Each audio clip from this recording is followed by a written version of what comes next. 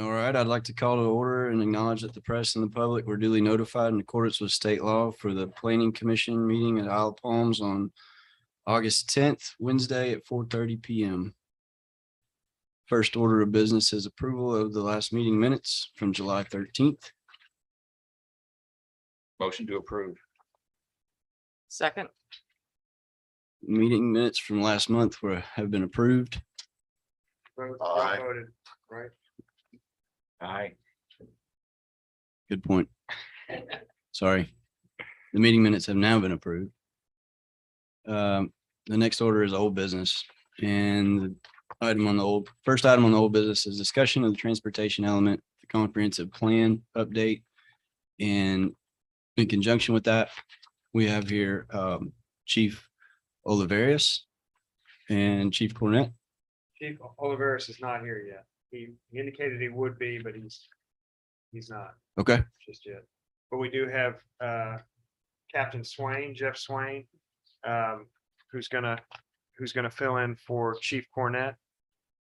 Chief Cornett had a conflict come up, and he actually said that Swain has been studying the issue for longer and probably has a better historical perspective. So he felt like Swain would do probably a better job than he could do. So we have Jeff here, and just to kind of tee this up for everybody's benefit. At the last meeting, we've now spent, I guess this would be our second or third meeting talking about the transportation element of the comprehensive plan.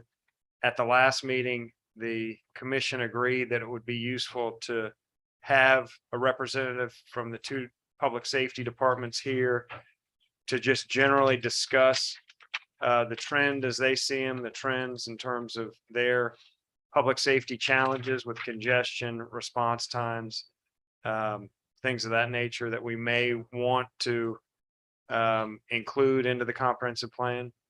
So Jeff hasn't been briefed any more than that.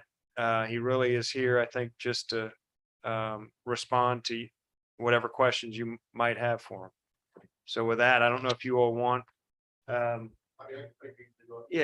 Jeff, and maybe do you all want just as a, I think Captain Swain has indicated he has just kind of a general perception of response times, overtime, recent history, key things. So maybe you just start with that brief description, and then we'll go on to question and answers after that. Thank you. That was quite the introduction. I appreciate it. That's good. So yeah, I don't really have a presentation per se, but I am here today to answer any questions you guys have moving forward with the bigger picture that you guys are working on here. So response times for the police department I can speak to as of recently have actually improved, and we've taken some steps to improve response times just administratively and just making that effort, and we've seen response times increase. So I'll address that right away. And I know that from the police department's perspective, parking and the flow of traffic out here is a big problem for us, and that's also part of this big picture that you're looking at here.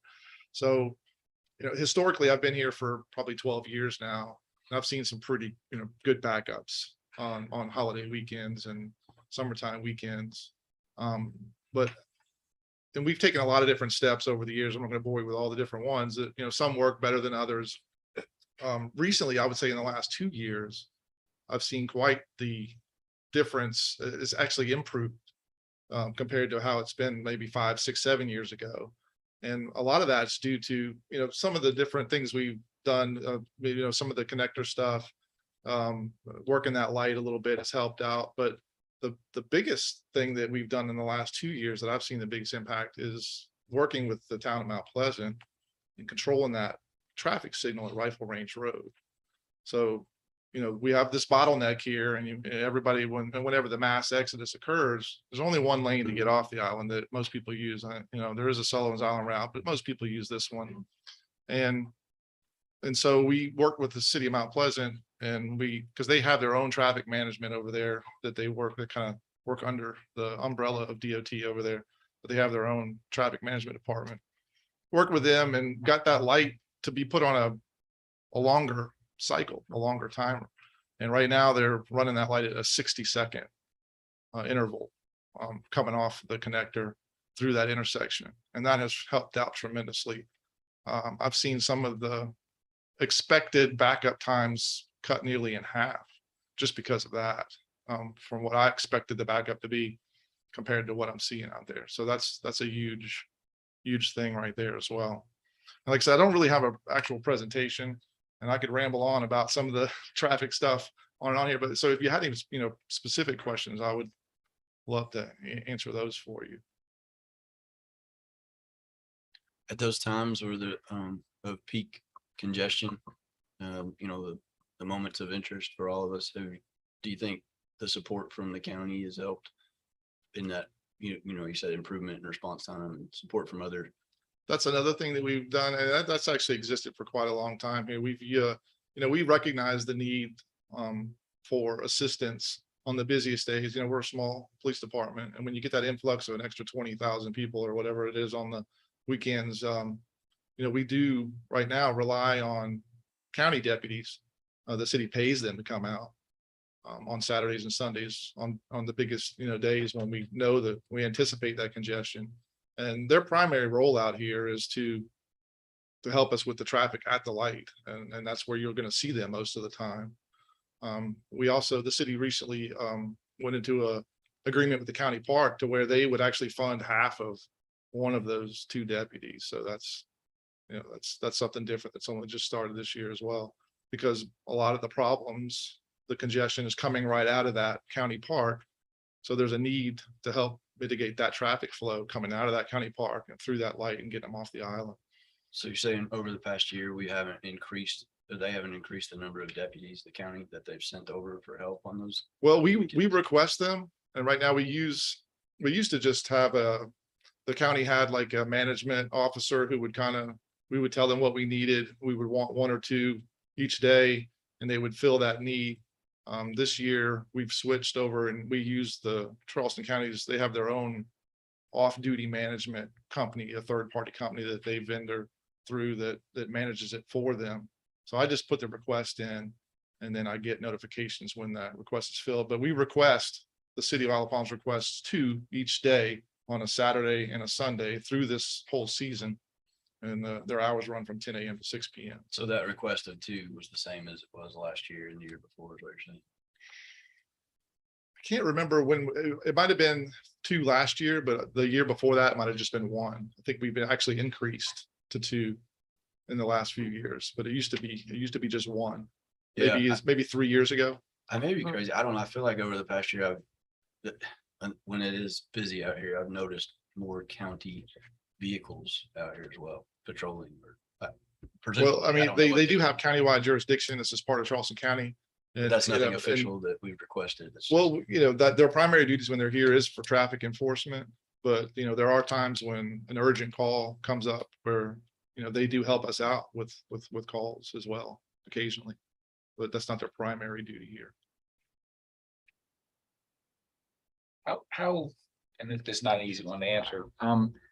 How predictable is this? I mean, are you the point, you've been here 12 years, that it's like, we know every Saturday afternoon and Sunday afternoon we're going to have this? Or is it like, heck, it didn't happen this weekend, or then you have the days it doesn't happen? Is this fairly predictable? Fairly, yes, sir, it is. But there's a lot of other factors that, they come in, weather being a huge one.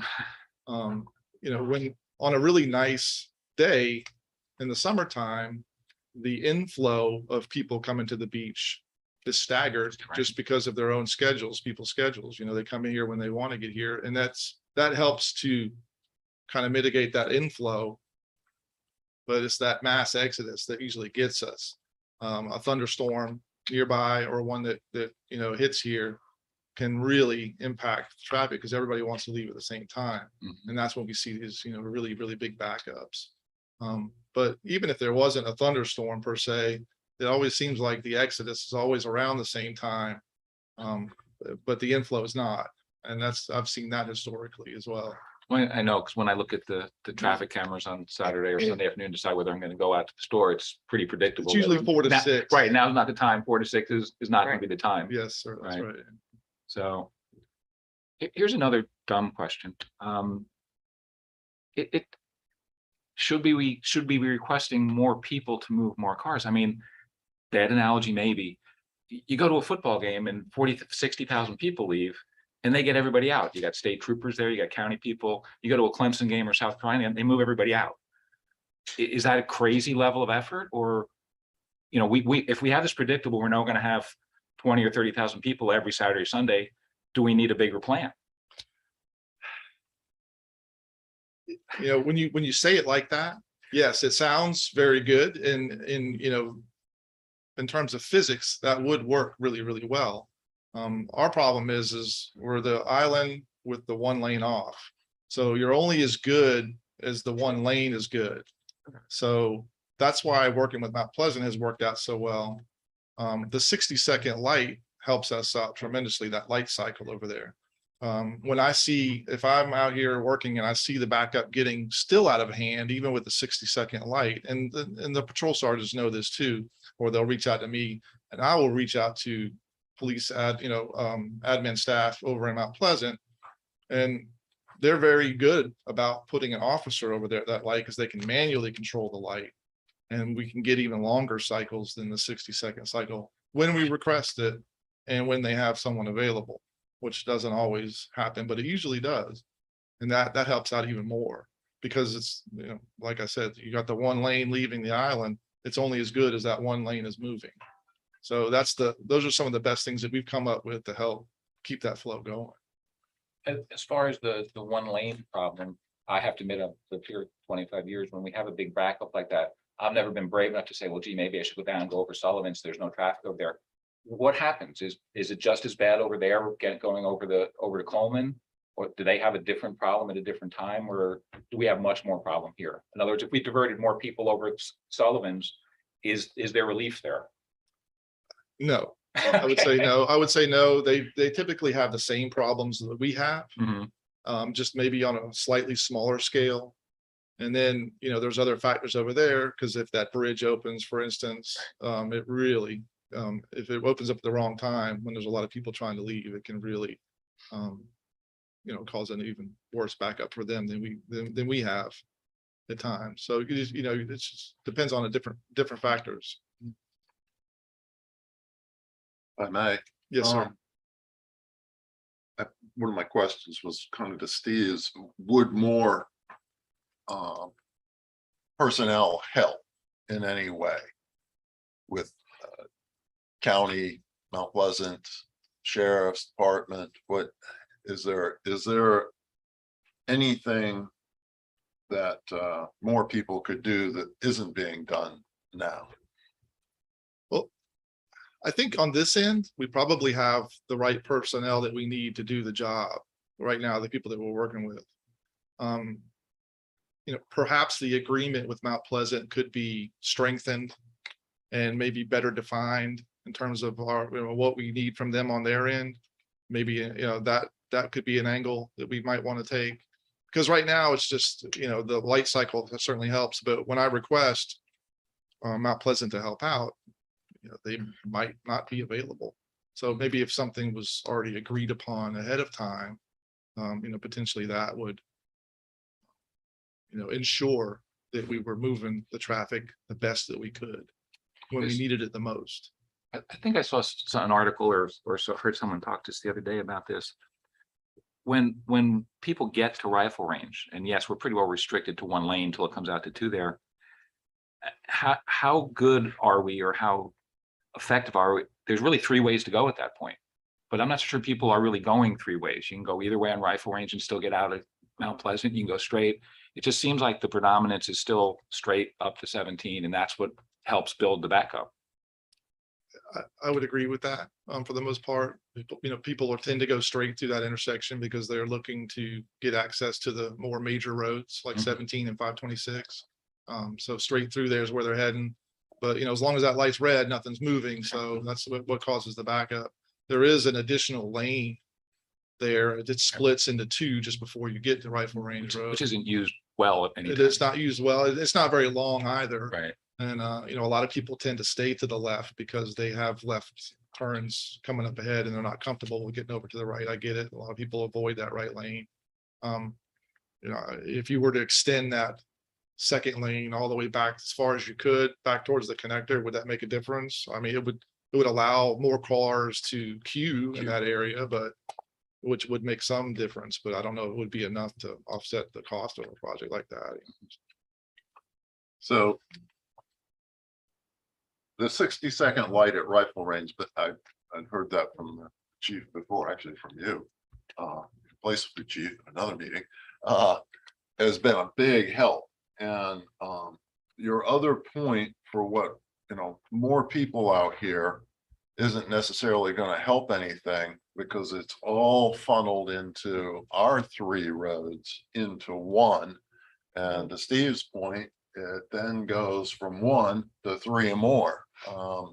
I've been an advocate for years for that at high peak usage or demand that bridge needs to have 2 lanes off this island rather than, you know, whatever. I don't even know what the configuration is right now. And I think that would help a lot in terms of moving the traffic. We have a limited amount of parking, Palm Boulevard and the county and our parking lots. And I wish that we were stronger advocates for managing with the right personnel 2 lanes off of this out of this community on those peak demand times. Thoughts on that? 2 lanes are better than 1, so I'm not going to disagree with you on that. And 2 lanes moving off the aisle would you know, ease a lot of the problems that we have here. It would probably make things work great, but I think there's a lot more logistically and engineering wise, and you know, that would have to Just paint. go All we into need is some paint. Yeah. I've got some extra in my garage. School starts. Here we go. What are you all anticipating over the next couple of weekends with the school starts? Number one, we've got the counties starting, and then we've got the colleges, and I seem to remember that some of the colleges start, the traffic once again kind of picks up on the weekends with the college kids coming back to town. Yeah, I mean, that's you know, typically this time of year when the school starts back up, there is extra traffic out here, but it flows. But in terms of the police department, you know, we always make an effort and, you know, get the word out, and we assign officers duties once the school buses come out. You know, we follow the buses. We want to make sure we escort the buses when we can, make sure that we're patrolling bus stops. And you know, one of my favorite things to do is get behind a bus stop on its route and make sure nobody's passing that school bus. So, you know, we put the word out, and the officers will be out doing that as soon as school starts.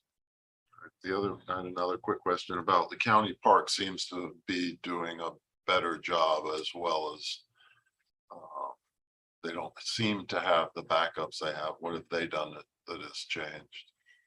I think the deputies helped out a lot.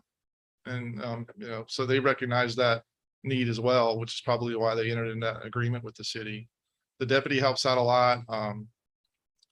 When they do 2 lanes going in there, they've got it coned off to where they have 2 entry lanes. That certainly helps out a lot. But you know, there's only so much space there on 14th Avenue between the light and the county park.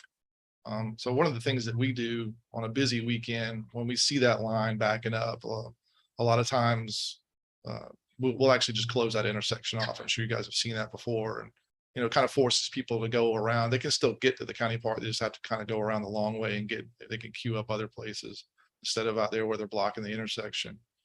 And I think they've actually opened up a little bit early for us a few times to help mitigate that backup before they open in the morning.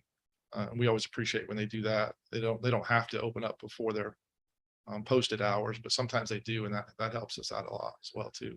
You know, they're doing that. When it backed up, actually taking people in. Yes, sir. When you close the straight through to the county, when it starts to back up and you put the cones out and back and you force people around, how much of a challenge or problem does that create? Because you're routing them through Front Beach and downtown and then to the county park. And I've seen it back all the way up past that. Is that a plus? You know, sure, that's a plus. Well, it's kind of the lesser of two evils. Better way to Because, put it. yeah, you know, I'd rather have the backup there than through this intersection. This intersection is, you know, it's arguably the most important intersection on the island, and it's very important to keep that flow going through there. So if things get backed up on Ocean Boulevard because the county park hasn't opened up yet, then so be it. It's still better than backing up through the intersection, in our opinion, and that's one of the bigger reasons why we do it. I'm not a big fan of signs. We have way too many signs on this island already, but is some better signage, would that help people coming on? I see we put a couple away on the other side that I'm not sure make a lot of sense that far away, but would some improved signage as they got closer here so people knew what lane to be in and what's going on, and you could change that and say, okay, now this lane is closed, you gotta go this way. Rather, you know, let people know sooner rather than when they get to the intersection and hit the cones. Potentially, yes. You know, but You with don't the have to, signs. you don't that- have to humor me. That's okay. You can say No, no. but no, potentially yes, but you know, the signs that we put out there when you get to the light, there's a straight lane, Right. which is the one we block. And then you've got the right turn lane and two left turn lanes. So when they see the stuff that we put out that blocks that middle straight lane, then they don't really have any option well but done. to go left or right. And most people know, you know, we get a lot of regular visitors out here that, and I'm sure the GPS and everything else is telling them, well, you're just gonna have to go right. And then they figure it out from there, but there's no actual signage and there's no real time as to when we're gonna put that out there yet either. We just kind of do it. We're very reactive in that respect. So once we see that backup getting out of hand, that's when we implement that to offset it. I got one, and it's not, I don't even know how to really ask it as a question, so I'll just kind of ramble a bit and see if you got any thoughts on the subject, but it's been a ponderance of mine for a while. It's emergency response time. So on at those peak demand moments on Saturday afternoon, you know, we're getting backups on 22nd Avenue, not to mention Palm Boulevard all the way back, Waterway, you name it. What, you know, I've always thought, what if my elderly neighbor has a medical emergency, you know, getting an ambulance in is one thing and getting them out is something else entirely. Any thoughts or ideas on that? Well- Data, maybe experience? Usually the backup is only one direction. So traffic is typically flowing the other direction. And we've got lights and sirens. So whenever something happens that we need to use those lights and sirens, then we will use them. And we, you know, we typically just go around the traffic. So I don't know that the backups that are occurring are really, you know, taking its toll on us in terms of our response times. Same thing would go for EMS and probably for fire department as well. But, you know, could it potentially slow us down a little bit? Yes, but, you know, we might actually get there quicker with the lights and sirens than we would have if we were just going through normal traffic. So, you know, it just depends on the situation.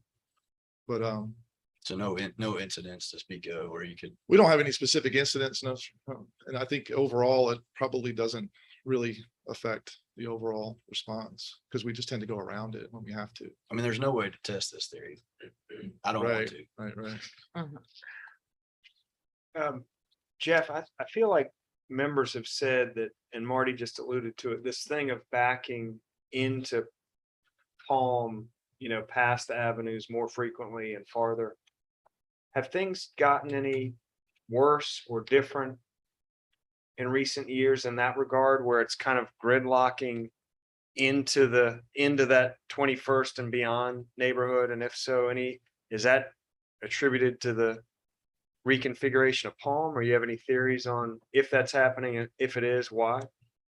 So you're talking about like how when the traffic backs up on Palm, it inevitably kind of migrates into the neighborhood. Yeah, and I think Marty's example, Marty's like on 24th-ish. And I think that I've heard you say that in years past, you could go into 24th and pretty much always turn on to Palm. And eventually you're going to hit traffic. But now, you know, it's gridlock to try to get off 24th onto Palm. And sometimes there's 8 cars sitting there and it's like one goes every Is I mean, the is entire, that- yeah, is the that- entire side street fills up. It's 22nd, but I would imagine 24th is much the same, but yeah, the entire street fills up for hours. for hours? And that's a relatively new phenomenon. Is that always happened or no? Yeah, so I've been here about 10 years. I'd say, yeah, definitely within the last 3 or 4, that's been a new development. 8 years ago, that didn't happen. Now it happens. Any thoughts on it?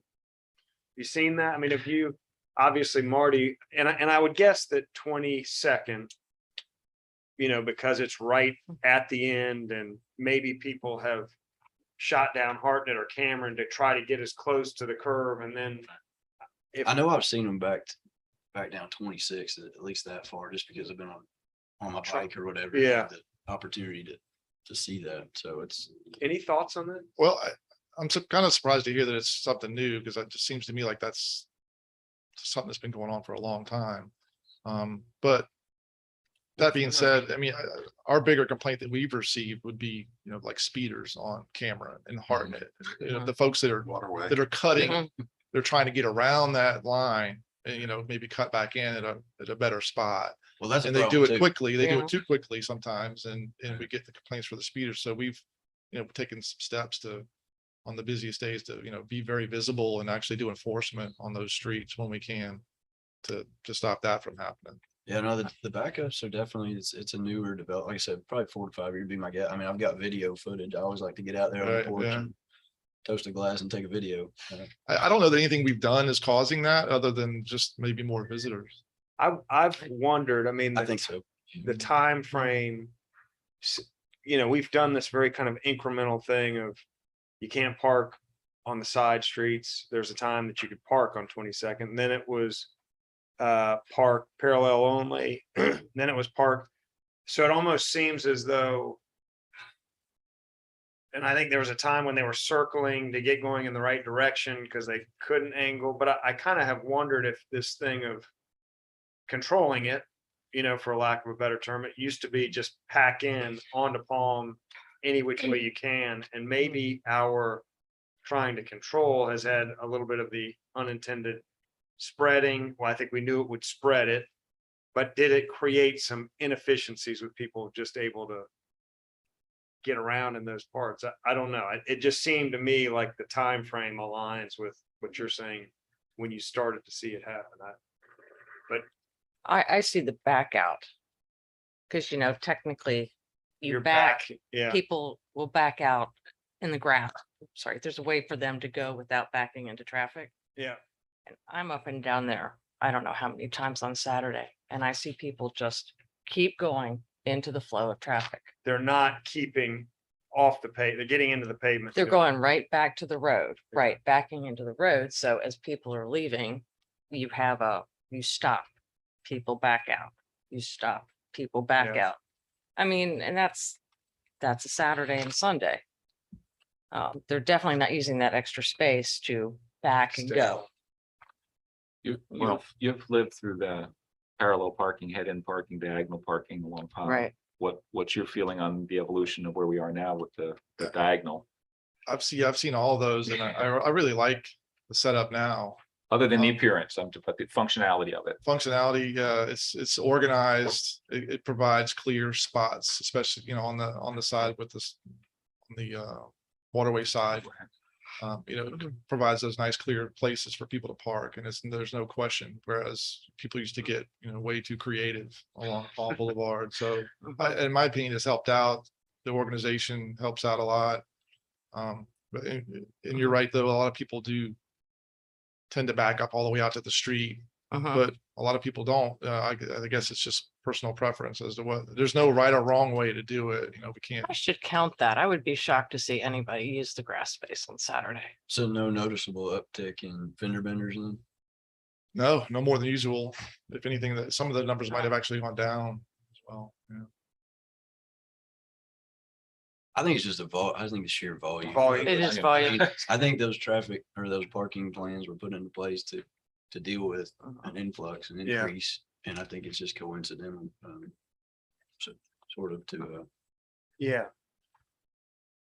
yeah. So but I do not remember any backups at all earlier than 5 years ago.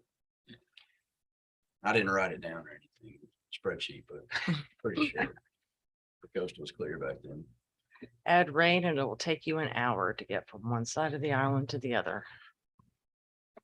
What, To- any other pet peeves, projects, issues that come to your mind? I mean, obviously this intersection is the key to everything getting on and off the island. And over the years, I think there's been some things done on other parts of the island, you know, what they did at 41st and the signs years ago made a big improvement. The way you get into Wild Dunes now has improved a lot. Are there other things like that that could help some of the other things in other areas rather than concentrate just on this intersection? Well, I mean, the intersection is the key. Oh, It really right. is. I'm trying to get to another level too, because because like I said, those other projects, even though they didn't seem very big, made big differences to those parts of the island. But the way you get through the stop sign on 41st is a big improvement than when it was 15 years ago. Living down there, I can attest to that. How you get into Wild Dunes is a big improvement over the way it was 5 years ago. Agreed. Yeah, I don't really have anything aside from what I've already spoken to. I think that perhaps making a move to strengthen that relationship with Mount Pleasant would help. Maybe get something, sort of, expectations laid out and, having them know exactly what they, or what we expect them to do on their end. I don't want to speak for them because they're just doing us a favor essentially. And I thank Captain Carter over at Mount Pleasant all the time. Every time I, talk to him, he's very quickly helping me out as long as he's got somebody available. So, I'm certainly not complaining at all, but, perhaps it could be improved even more in terms of what we're doing at rifle range. I think that really is the key because that's what stops everything up. And that's why Jeff, you they- see all these congestions that we talked about and all the back streets and all along Palm and, it all begins at that light, in my opinion. And they should have, there's no reason why they wouldn't have the same goal and objective. I'm sure that they would be appreciative of knowing that that portion of their town is at gridlock. Wouldn't they have the same objective? I mean, would they want to give a little more priority to rifle range than you all would want them to give it to the connector? Is there any kind of push and pull in that regard? Well, I mean, if it was up to me, I would leave the light green for 5 minutes straight, but Would they, then the folks that are trying to use rifle range road would suffer from that. So, they've got a balance over there too, that they've got to do. And I certainly appreciate that, yeah, okay. but There's a little push and pull. There's a little kind of, they have an interest in, And not to get political or territorial, but most of the people that are leaving the island, a lot of them are coming from Mount Pleasant. It's his citizens. So Yeah. it might be helpful to keep them out of traffic too. Well, they're building more developments on the rifle range right now. I mean, it's ongoing, so there's more people that are going to be using those routes. Volume. Well, when we've had an increase in volume in recent years, I think there are 3 factors that have played into it. I think you had the pent up demand from whatever that virus was that came from wherever it came from. And then the changing of the parking configuration on Palm added additional spaces. I forget what the number was, but it's a substantial number of how it used to be when you were parallel parking versus diagonal. And then I think Wild Dunes' most recent addition has added some additional traffic that another potentially 100 cars a day moving around from the new hotel that we didn't have. So it's all kind of factors in. One more every day for a couple of years adds up to a couple hundred real quick. So I think we need to do better with our managing of the connector, the bottleneck. Really. yeah, I always feel like we're hanging in there right now. Yeah, But I don't think that the number of visitors is going to decrease anytime soon. In fact, I think that number is going to continue to go up. And we'll just have to keep taking new steps. I think this is all part of that process. And this is not, I don't have data to prove this, but I think the other thing I see the change on is it's not just the weekends anymore. We have a lot more days on a Wednesday, Thursday, or Friday afternoon where it may not be the 4-hour backup, But there are many days where you have an hour, a sunny afternoon when everyone gets off work or comes out of school and it's light till 9 o'clock. We have a lot more days like that during the week than I ever remember, where Palm Boulevard's pretty well packed, parked solid, and to get off at 5 or 6 o'clock, there's traffic. Oh, and every government holiday for sure. Yeah. Wintertime. So, doesn't matter. so I'm agreeing with you. I think it's just gonna keep snowballing as more and more people are living close enough and they're not even coming down for vacation. They're coming over after work to go to the beach for 3 or 4 hours at night. That's a big change. We didn't have as much of that before. Mount Pleasant's doubled, what? Absolutely. 5 years, 6 years?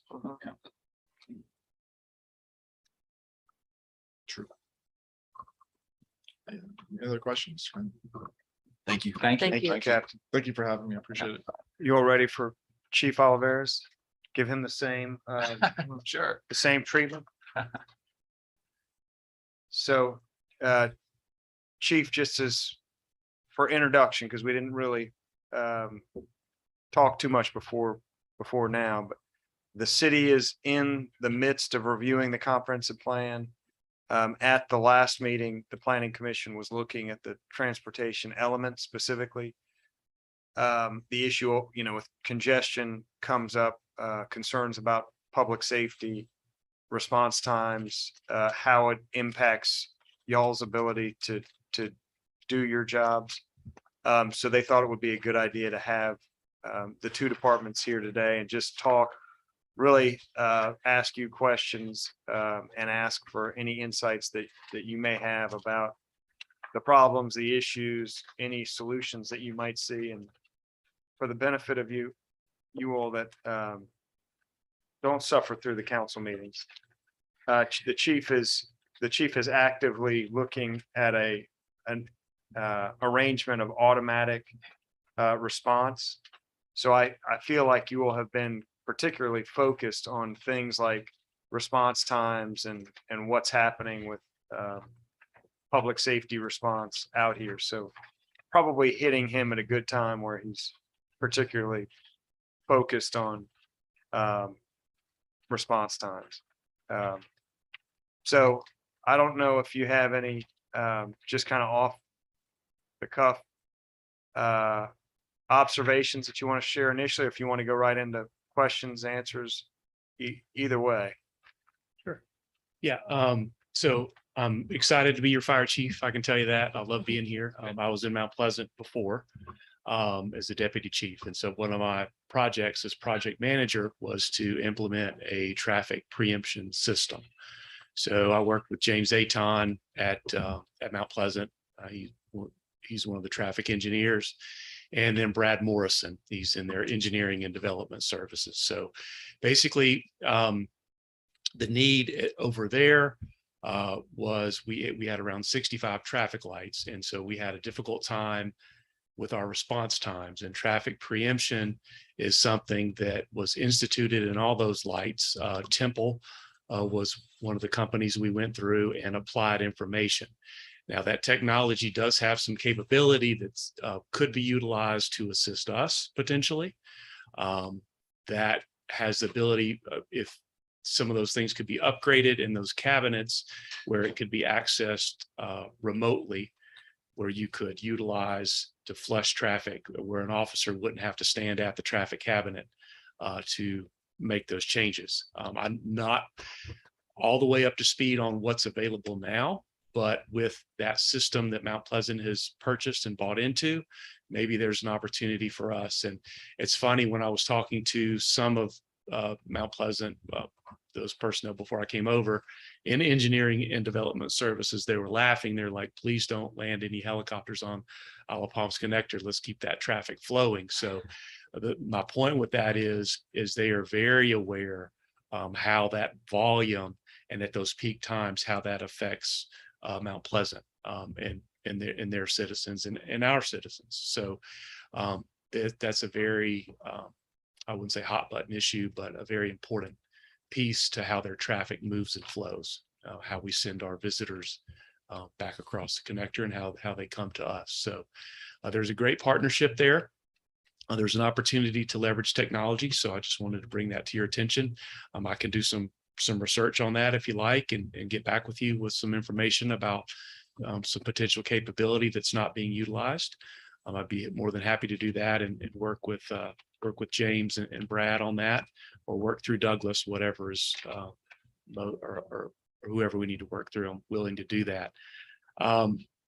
For us, response times, it is very difficult. We actually built our fire response model on our procedures with both units coming from station 1 and station 2, and how we meet in the middle because of traffic. And some of our battalion chiefs got together and developed that, which has been really great. We utilized that on Palm Boulevard.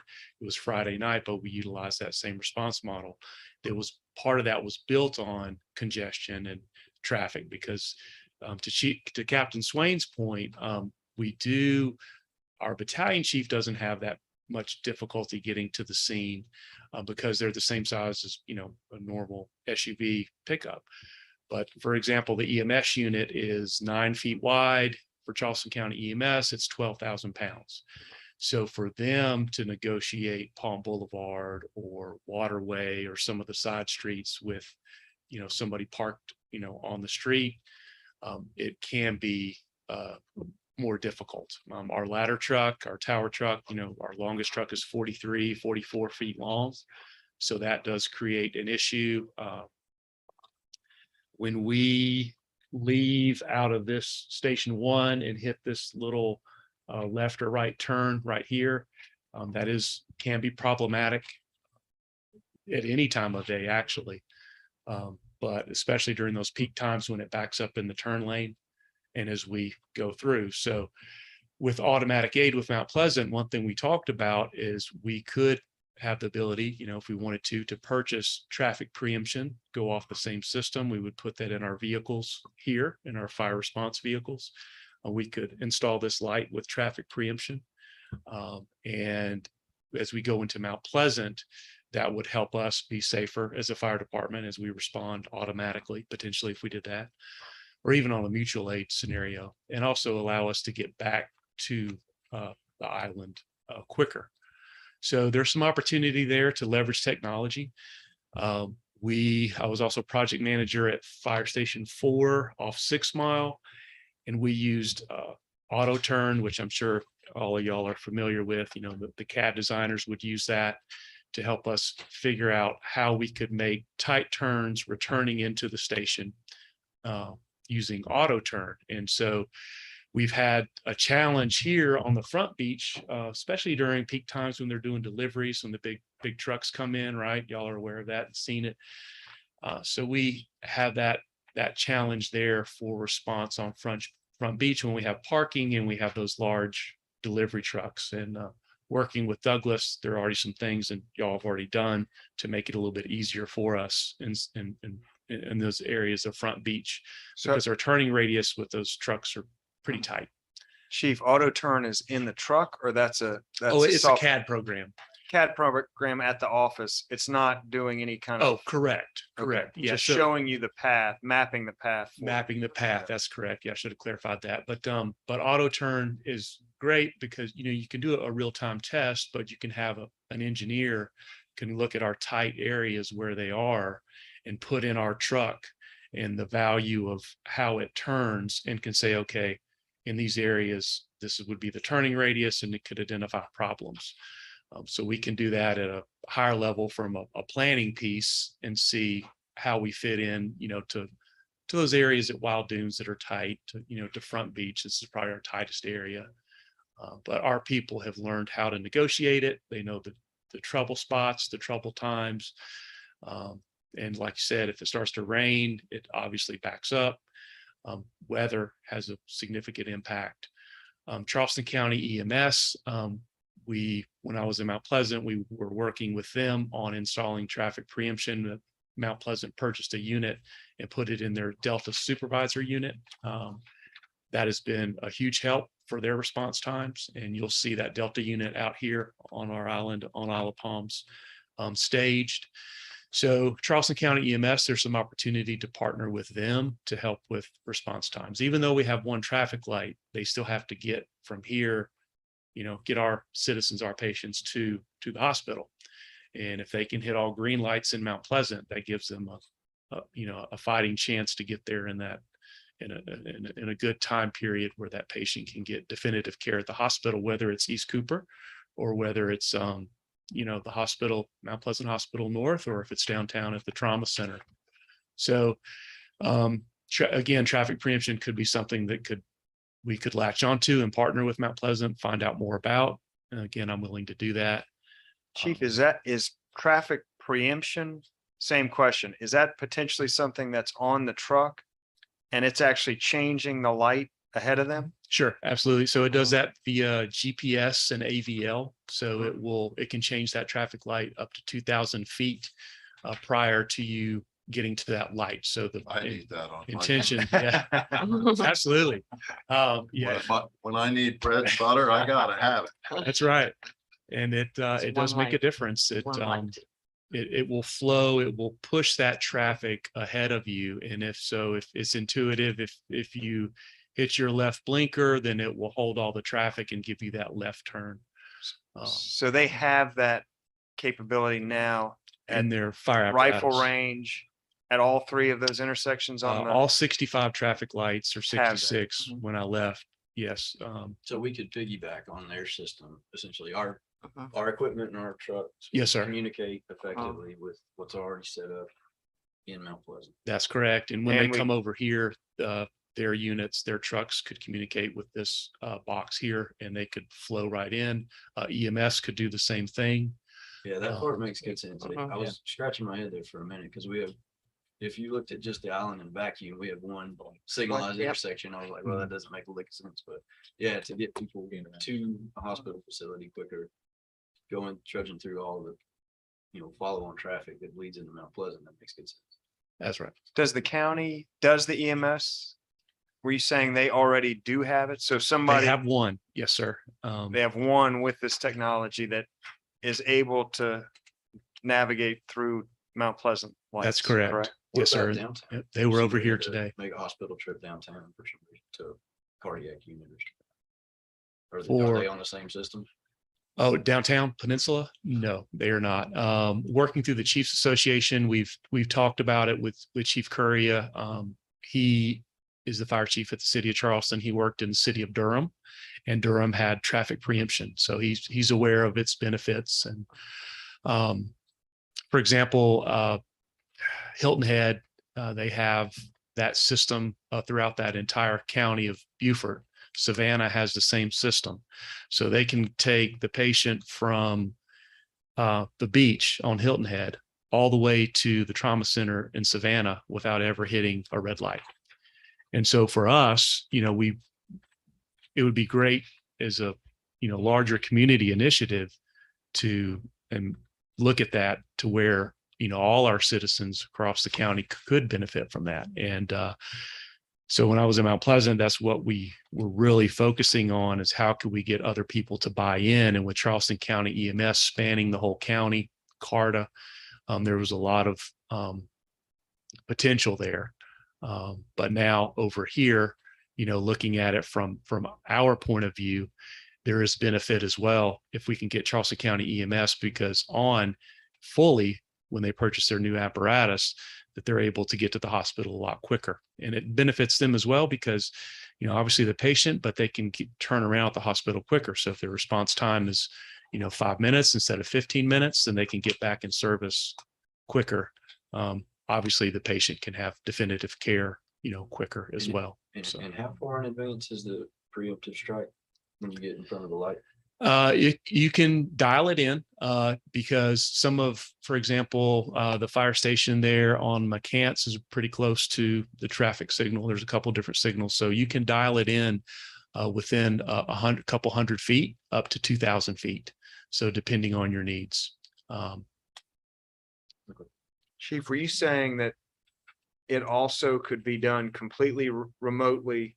So independent of your response to address the police issue of they have to call somebody to manually come Get to the cabinet, get hook to the up. cabinet, hook up, that they could just do that.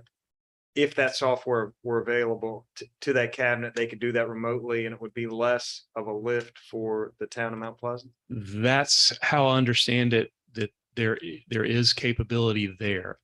do not remember 100% if the vendor that was chosen and installed has that capability. But from what I remember, when we were talking with them, they said, you have large, special events, for example, 4th of July and different things at Patriots Point. We have 4th of July here.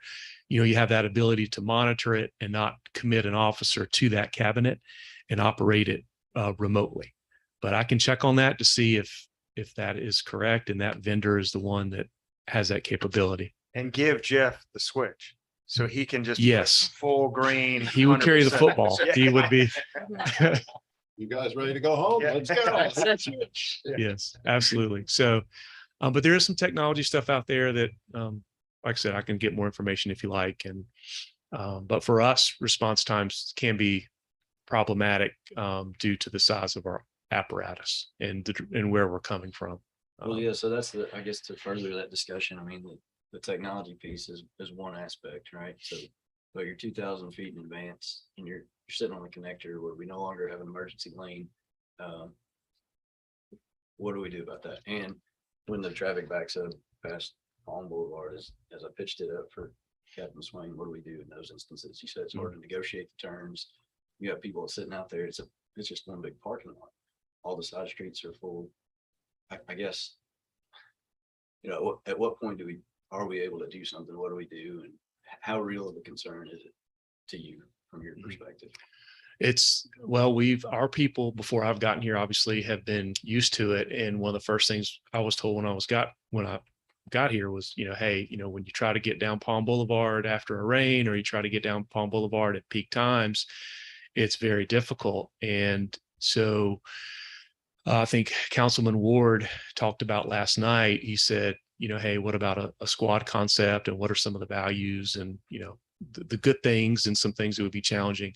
But a squad concept would be, for example, like an SUV, similar to what, our police department has, that's outfitted with, paramedic equipment. And the good thing about that is it can negotiate traffic, those tight turns, get there quicker. It's more fuel efficient. It doesn't congest the roadways in our response. It makes the public, reduces our footprint. So that's, one example of a good thing that could come out of that. So we're looking at all those different options. And traffic is one of those challenges. But for us, like I said, it's, really this area here close to Front Beach, and obviously on Palm Boulevard would be, our next point where we have a little bit of difficulty. The side streets, everybody says are pretty decent. You have people that may park, but you don't have the traffic volume, obviously, and we're used to negotiating that. It's just where we have the pedestrian traffic across, where we have traffic getting backed up. There's just nowhere for our apparatus to go. And for us to go down a side street and cut over, we can do that, but we don't have that real-time traffic information plugged into our mobile data terminals to where we can see, okay, yeah, we need to route this way or that way. Waze is pretty good. It can It's a be. little delayed. I guess, yeah, that's because I see it every time it happens. That's my biggest concern. And they are finite times, and relatively speaking, it's a short duration, but what happens if you have a heart attack at 5 p.m. on a Saturday? That's, to me, that's the biggest concern. It's a safety issue. And it's not the cars that are parked in a designated spot. It's just the cars that are sitting there on the road. Right. On 22nd, on 23rd. Right. Absolutely. And to your point on the connector, I mean, with, drivers are trained to pull to the right. And once drivers pull to the right, then we do have a clear path. But it does make it difficult. Obviously, they have to be able to see you, and vehicles are so insulated. If they can't see you, they got to hear you, right? And they're so well insulated now, or people are on their Right. earbuds, they don't hear you. So and to they don't wait, see to you. wait for folks to move over to the right hand side, fair to say that approach is going to take a lot longer than if there were a designated lane that were striped off right down the middle of the connector. I would think so. I would think so. Anytime you have a clear path of travel, it is obviously faster. So So a 2-lane connector and a safety lane.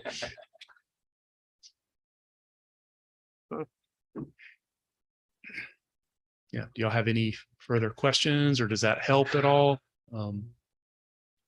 That was helpful. You brought up some things I didn't even know about. Some of the software and technology is interesting.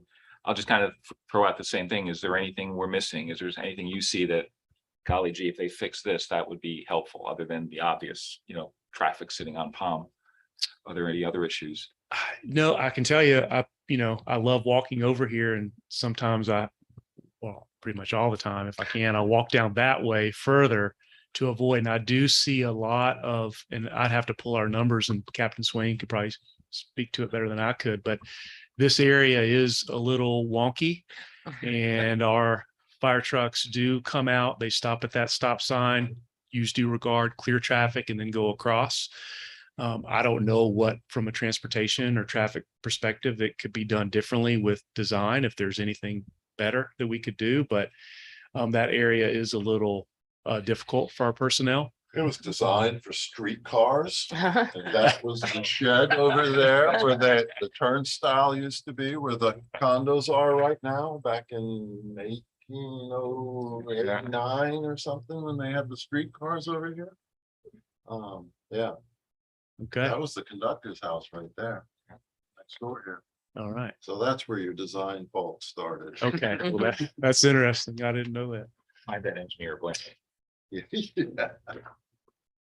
But yeah. But Anything yeah, else for Chief? appreciate the opportunity to be able to, Thank you. see our side of it. No, this was helpful. Thanks. Thank you, Chief. Yes, thanks y'all.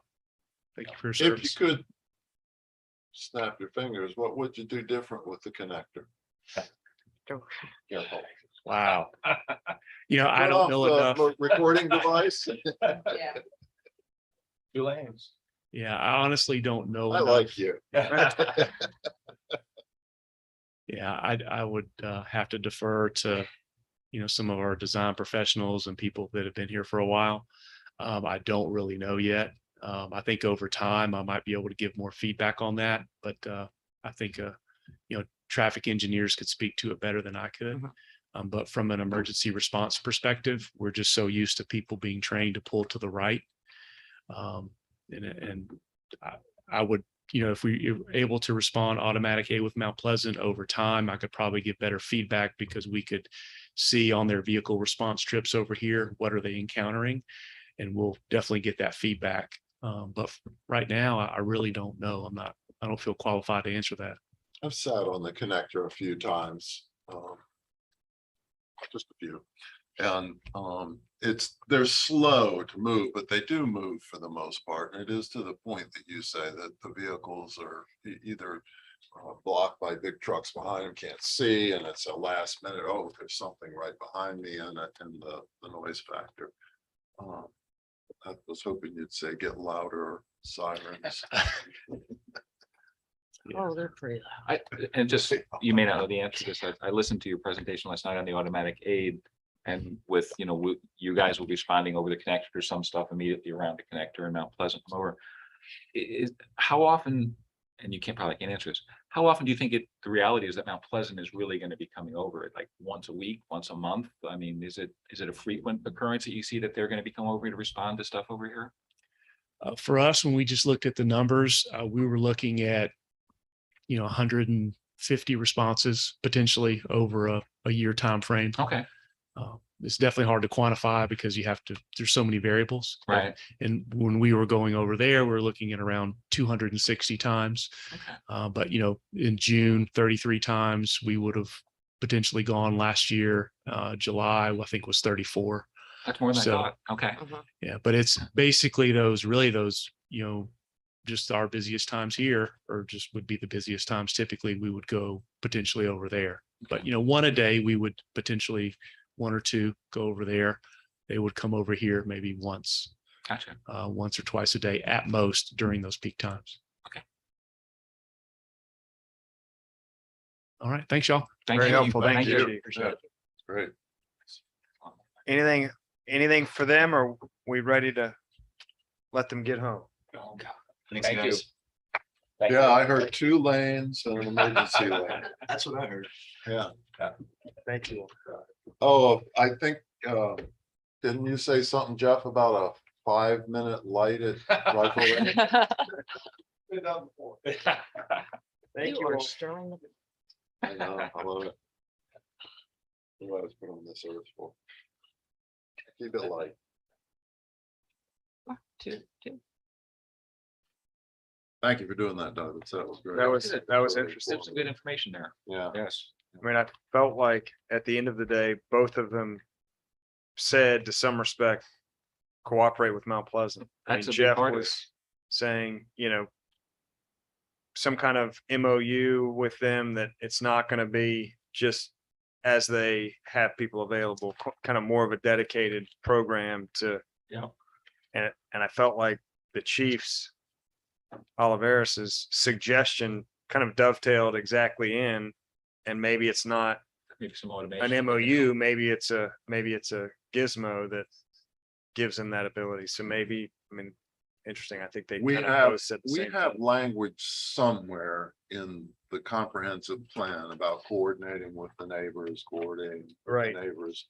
But it's not specific to what we have, that I can find on the pages of 57 through 60. And I was wondering, we talk about 811.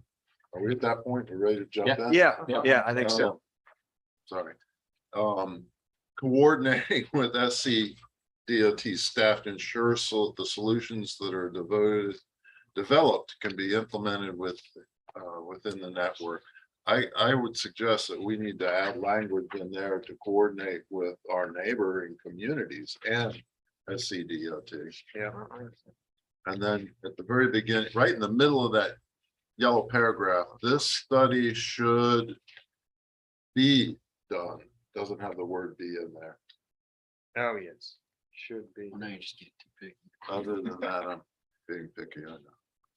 Collaboration with SCDOT, Town of Mount Pleasant, and Sullivan's Island. Yeah. All Yeah. of those, right? Absolutely. I think so, please. Just, and it is, I would assume it would be done. Do you all think that I guess I was struck by both of them saying kind of an MOU with the town of Mount Pleasant on and then the chief talking specifically about technology and a gizmo in the cabinets. And sometimes, you hate to be too specific, but 8.1.1 kind of very broadly captures that. Do you think should we make it specific to what they suggested, or should we just leave it broad, do you think?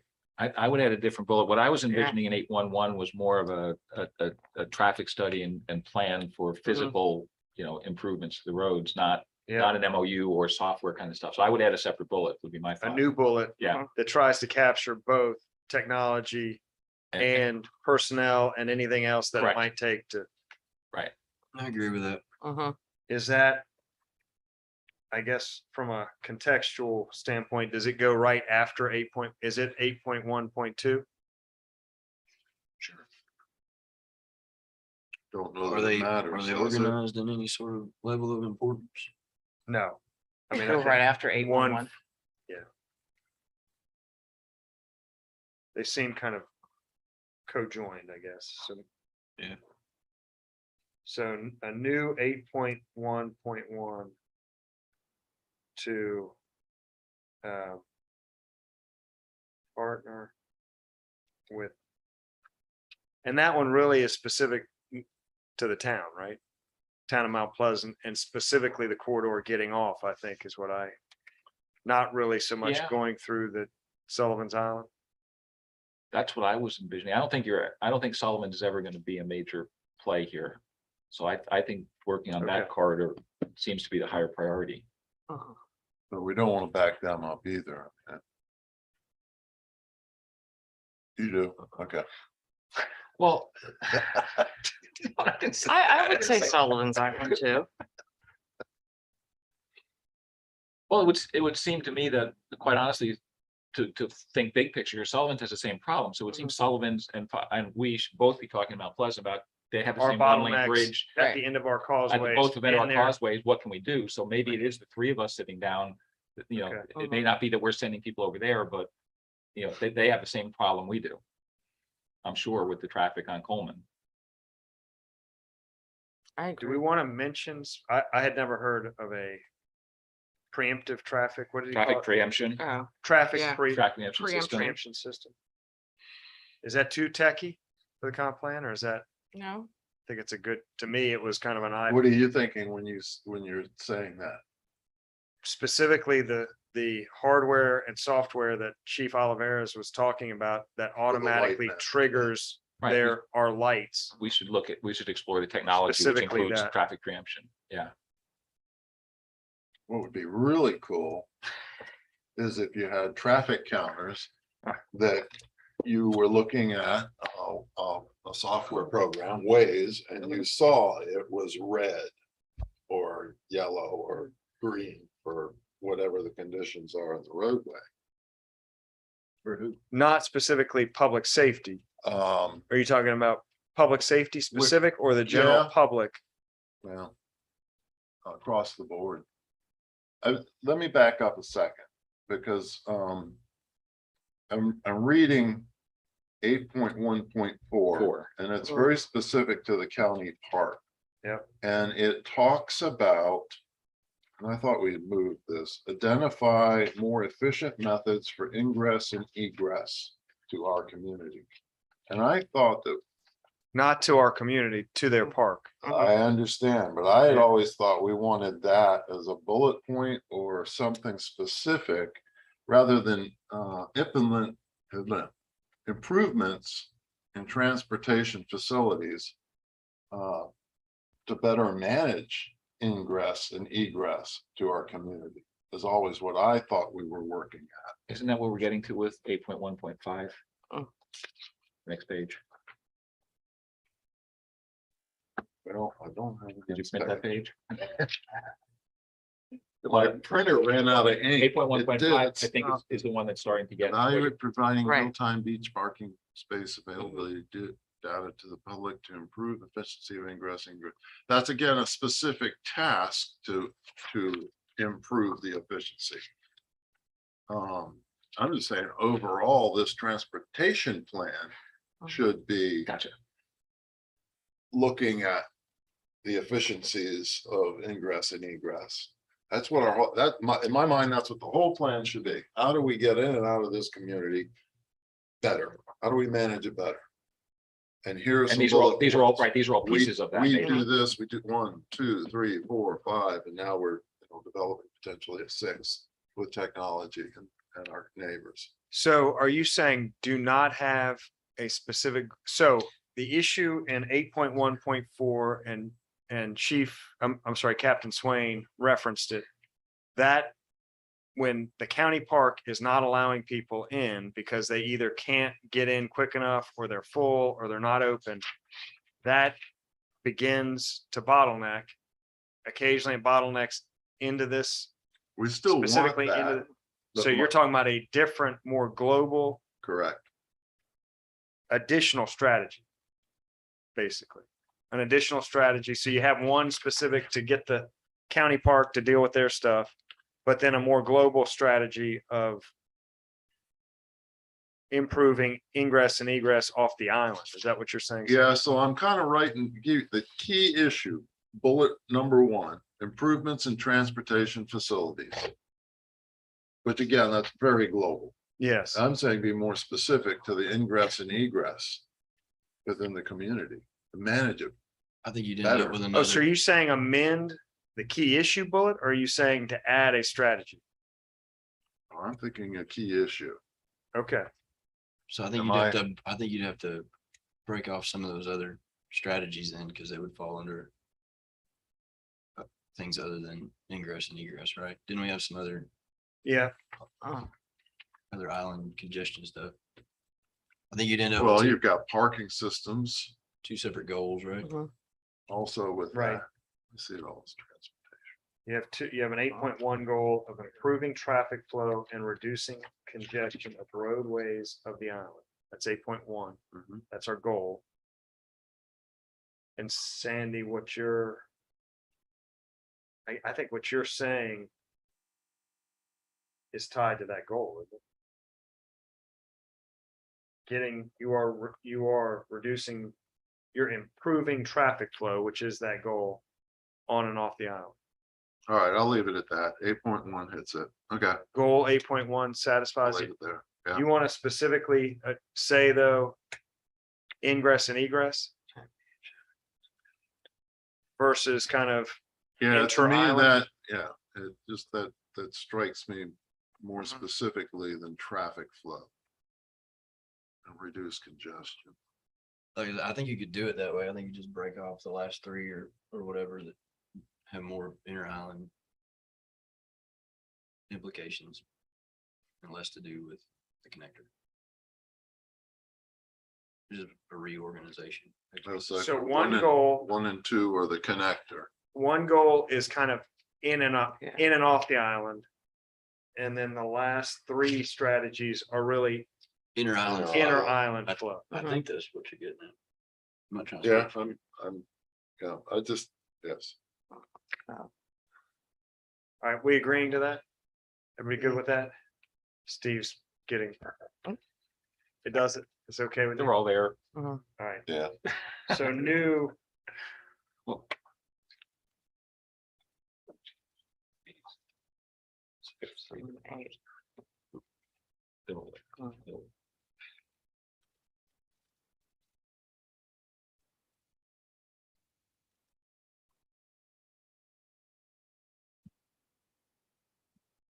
all right.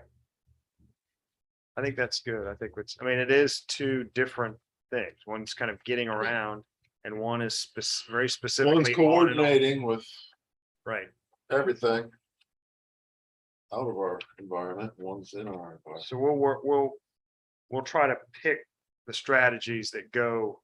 If it's in and off the, to and from the island, that'll be under the first goal. If it's inter island, it'll be under the second goal. And then our second goal will become a third. goal. So to back up into the body of, we tried, I tried to add Sandy's point of being held hostage. That's the top, the first new paragraph, the top of page 59 at the bottom. In the summer months, it talks about, gridlock, concerns over emergency services, public safety needs. We blame it on increase of population, which I kind of think that I'm hearing all of you agree to. And actually, I don't know if you will notice, David at the last meeting suggested that we add an additional chart, which we did, that got to this increase of traffic. That's the second chart. We kind of at the end of that paragraph indicate that the problems are predictable, to Steve's point, measurable. And I would therefore say, kind of implies that we should be able to improve it. I mean, if it's something we can plan on, we can Right. see it, we should be able to improve it some way. Everybody okay with that, Sandy? That's specifically Yeah, your, Yeah, yeah. your hostage absolutely. message. The new chart, backing up a page to the top of, Obnoxious, is that what you said? I don't see the word hostage. I didn't put that in. Top of page 58, that's a new chart, which I did find interesting. Yeah. That is almost a 30% increase in traffic on and off the island over 10 years. Yeah. But, that may hit to Marty's, if we were on the edge of operationally being kind of at gridlock, and then you add 30% on top of that, I think you just hit that trigger where it stops functioning well. And so maybe that 30% was the culprit, maybe that does it. And I don't think, it seems like everything we hear is that it's not gonna lessen. Where did we pull this one from? That's from the DOT's traffic counts. They did have, so this is taking the counts from the connector and the breach inlet bridge. So this is something that Steve pulled down off the internet then that was on the state's website. State's website. Yeah, I pulled it down. Oh, I blame Steve, but I did it. okay. Gotcha. Yeah, it didn't have, the state site did not have monthly breakdown for breach inlet, but it did have the annual data. So it was like data with the connector data, which allowed us to get what I think is a complete picture of.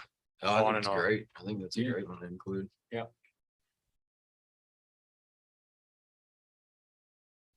So I'll continue to, if everybody looks okay with that, I have shared the document internally with the chiefs, with city hall staff. So we'll hopefully find the typos in there and work on the formatting to get that polished up. But I think if you all are good with it, I think we're at a good place with that one. A lot of changes in that one, and I will say the update started as a very, we're just gonna correct and update a few things. We've bled pretty heavily, a lot of red ink when you scroll through that plan. You did I good think work, it's good. I mean, that's Doug. where the work needed to be done, in Yeah. that particular segment. So I Yeah. think it's all good. Anything else there? Before we get off the comp plan, we had talked about, and I think that we had on the issue of resilience, we had talked about either including aspects of resilience in all of the existing elements or putting it in a standalone element.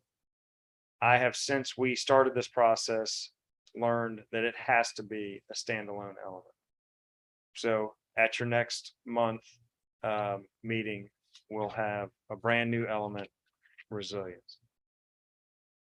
We've actually worked on it, but it's currently in other elements. So it'll be a little bit of pulling out from other elements and making a standalone. It's gonna be pretty robust, huh? Yeah, there's a lot, I mean, there is a lot in there about, what we expect and what we should be doing, but nothing like what, the city of Charleston's got an entire, just a plan entirely dedicated to resilience. So not robust to their level. But there's a lot there, a lot of meat there. I haven't seen it yet, so we'll see. We'll see. Are we talking about scenario planning then when we get into if a hurricane were to hit, that kind of stuff? Yes. Yeah. All of our kind of talk about, disaster preparedness, Economic downturns. flood control aspects. What was that Marty said? Oh, like stock market crash, economic disaster. No, it's specifically environmental Oh, okay. resilience. Yeah, Natural it's, disasters. yeah.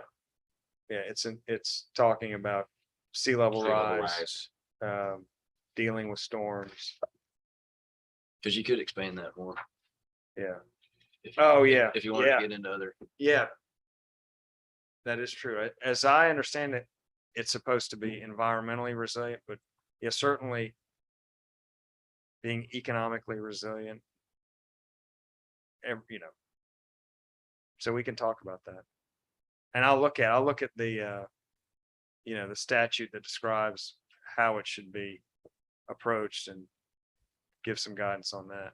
yeah, cause I think you're right. It could be a whole, Yeah, it could be a whole thing. could be a really Yeah. standalone set. Definitely council talks a lot about Hurricane Hugo wipes us, economically for a couple of years. Are we ready for that? Beyond just the physical aspect and the environmental aspect, are we prepared financially for that? So yeah, Well, another housing crisis. I mean, yeah, we're so, we get draw a lot of revenue from the rentals. Yep. If that segment goes down, then yeah. what does that do to our cities? I hadn't thought of it that way, but probably is not a bad way to think about it. Have other communities, any other beach communities, attack that? I don't know if, I know At this the point, have county, I anything? know the county, Charleston County has done, they added a new element. I don't know if any beach communities have, Looking but I'll for an check. example, Yeah, if there I is will. one out there. I will check. Pandemic, could add that to the Yeah. list. The impacts on tourism.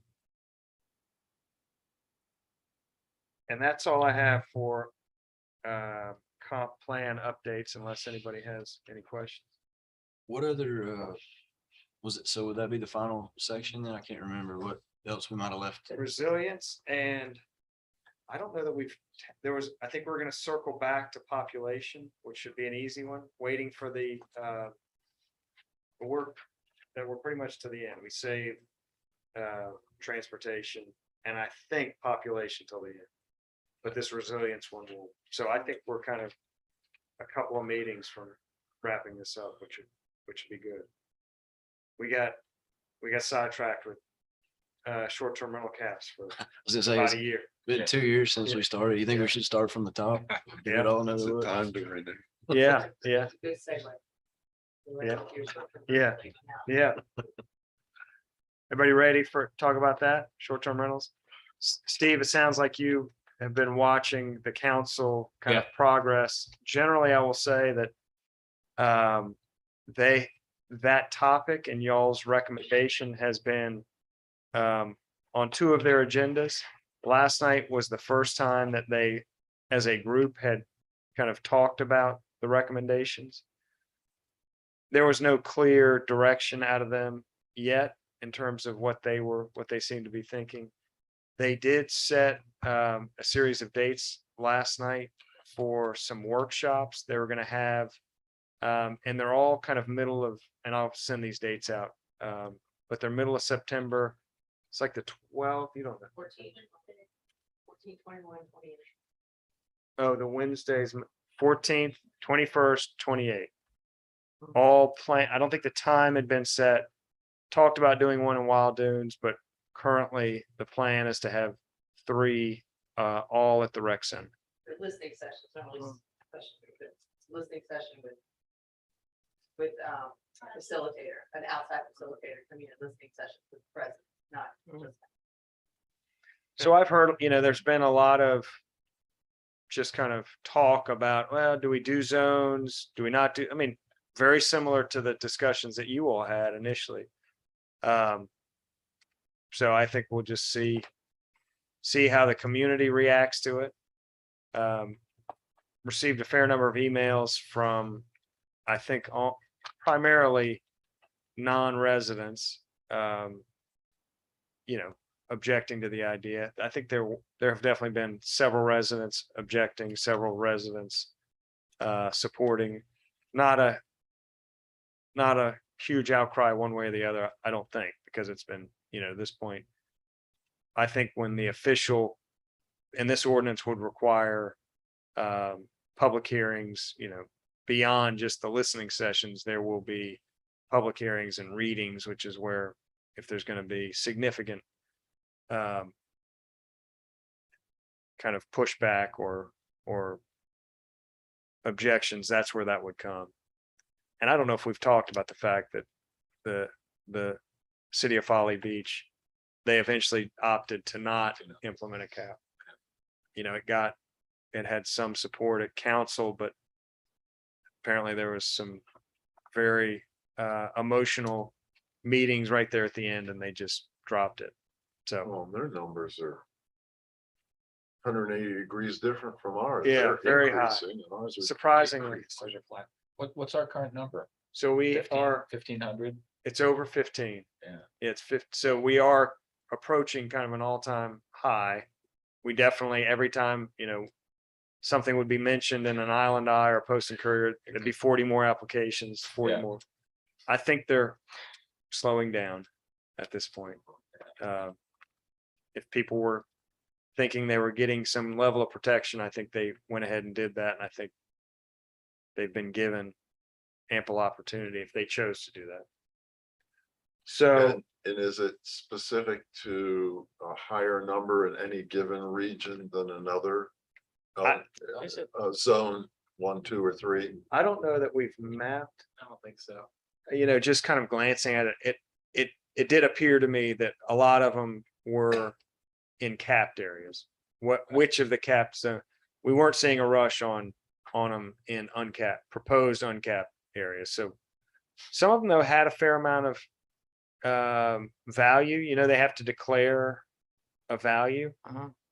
Some clearly looked like they intended to rent it to make that amount of income. They were, you'll remember that we had $3,000 or more, kind of thinking that we'd get a lot of $3,001 renews.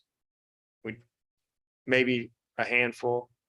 I think we've had an additional 100 or so of those. They, you know, who knows? Maybe they are actually going to rent. I don't know. Why did they have to declare? So our fee is based on the amount of revenue that you make. Right. So that is part of, you know, the process. You have to estimate what you are going to make. Right, but even if they just do 3,000 and they put down 25,000, there's no. Well, they have to repercussion. pay. Yeah, I mean, they have to, no, there's no pressure for that. It's They just- do pay more per thousand. It costs them more. And it should be a genuine, the first year it is an estimate. Every year after that, it's the actual preceding year. So there would have been no reason for them, if they were going to do just kind of the minimum, there's no reason for them not to say, I'm going to do 3,000. And that's it, which is kind of the group of people I thought would be doing that. You know, they're just doing it to protect themselves. And I assumed if they're going to those links, they probably are going to go to the links of actually renting it for $3,000 worth of revenue to cover their bases. There didn't seem to be a real pattern. Another telling question, and I don't think you know how many of those are purporting to be managed and how many are self-managed. Very few were managed. Managed. That would be Yeah. yes. So those that are self-managed will have to get the state tax Get an ATAX. State revenue and an ATAX account number. And Right down unless there. they're using one, from Well- management company. yes, and yes, that's correct. So self-man, I'm calling all of the Airbnb rentals self-managed. If you don't, if they submit the application as not using a management company, do you require an Yes. tax and deal, right? So you won't even issue a license unless Right. they have an tax number and a department Correct. revenue number. Correct. Okay. I think Airbnb collects them though. Don't they? That was I part of don't the, work with Airbnb, but I know some management companies that do. yeah, I think But that there's a couple that actually are required by, I think VRBO and Airbnb on South Carolina do it. yeah. Okay. So if they're giving one of those that is reporting it, you know, they don't have to provide it separately. But if you are doing it completely on your own, and you're not using one that's a company that's taking those taxes, you do have to go get your own account before they'll So, issue. so you have some that are licensing as managed, if you will, through Airbnb. Correct. Or VRBO. Yeah, I would call those self-managed. Okay, sub-agency, yeah. Okay.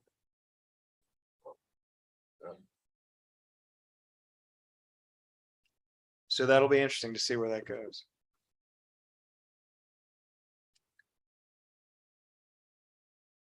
That's all I have. Well done. Motion to adjourn. Motion to adjourn. Second, All in favor? Aye. Bye. any discussion? Adjourn.